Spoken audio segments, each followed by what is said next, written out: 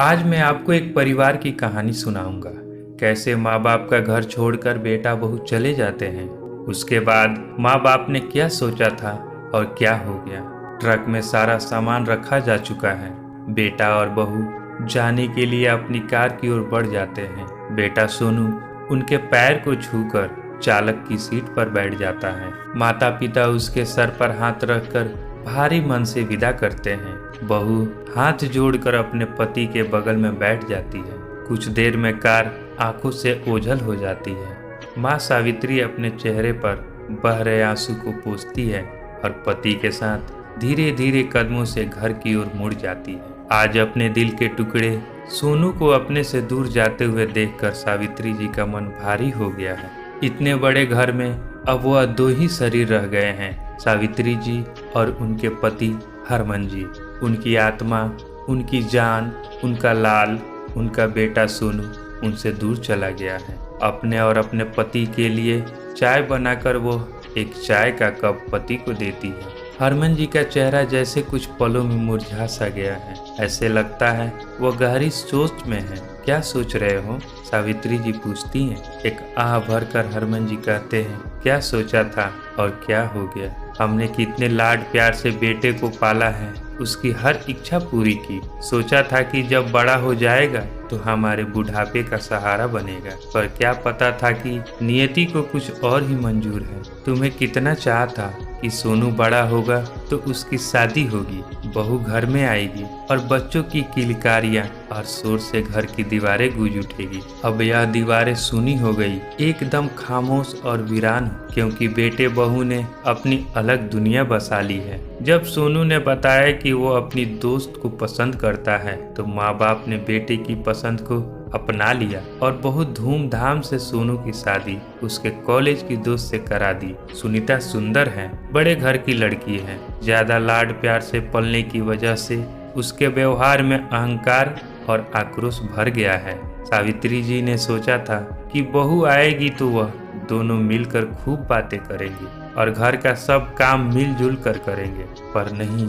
सुनीता को रसोई से चिढ़ थी। रसोई के नाम से मुंह बना लेती। सावित्री जी का हाथ क्या बांटती। उसका गीला तौलिया तक तो सोनू सुखाने को डालता है। सुनीता को ना रसोई ना घर के किसी काम में रुचि है। उसे तो क्लब और होटल में अपनी सहेलियों के साथ ताश खेलने का शौक है। हर दूसरे दिन उनके घर में पार्टी होती जिसमें मांस और शराब का सेवन होता। बस यही सब सुनीता को पसंद था। ऐसे नहीं कि उन्होंने सुनीता को नहीं समझाया, सोनू से भी बात की, पर सुनीता ने तो यहाँ तक कह दिया कि अगर उन्हें सब कुछ अच्छा नहीं लगता तो वो अलग हो जाते हैं। उन्हें उम्मीद थी कि उनका बेटा तो बहू को समझाएगा, पर वह जोरू का गुलाम ने सुनीता को समझाना तो दूर उसका साथ दिया। बहू और बेटे ने अलग फ्लैट ले लिया और वहीं शिफ्ट हो गए। समय तो रुकता नहीं, चलता रहता है। अब माँ बाप को भी बेटे के बिना रहने की आदत हो गई थी। सुनीता ने कुछ समय बाद एक प्यारी सी बेटी को जन्म दिया। अपनी पोती को देखने गए तो हैरानी हुई कि पोती को आया ने अपनी गोद में लिया है और बोतल से उसे दूध पिला रही है। सावित्री जी का मन तो हुआ कि कहे, बहू कम से कम अपनी बेटी को तो अपनी गोद में लेकर उसे अपना दूध पिलाया करो, उसको माँ होने का एहसास तो दिलाओ, पर वह कह न सकी। जानती थी अभी बहू खरी खोटी सुना देगी। कितने अरमान थे कि अपनी पोती को बड़ा होते देखेंगे, उसके साथ खेलेंगे, पर उनके सारे अरमान बहू की जिद और आधुनिक विचारधारा में बह गए। एक दिन रात के करीब 3 बजे होंगे। दरवाजे की घंटी बजती है। कौन हो सकता है? हरमन जी ने दरवाजा खोला तो देखा कि सुनीता दरवाजे पर खड़ी रो रही है, साथ में उनकी पोती भी है। क्या हुआ बहू, रो क्यों रही हो? सोनू कहाँ है? सब ठीक तो है ना? हरमन जी बहू को इस तरह देख परेशान हो गए और उन्होंने प्रश्नों की बौछार लगा दी। पिताजी, सोनू का एक्सीडेंट हो गया है, वो हॉस्पिटल के आईसीयू में भर्ती हैं। सुनीता ने कहा तो हरमन जी सन रह गए। सुनीता ने बताया कि रात को एक पार्टी से आ रहे थे। सोनू अपने दोस्तों के साथ दूसरी कार में था।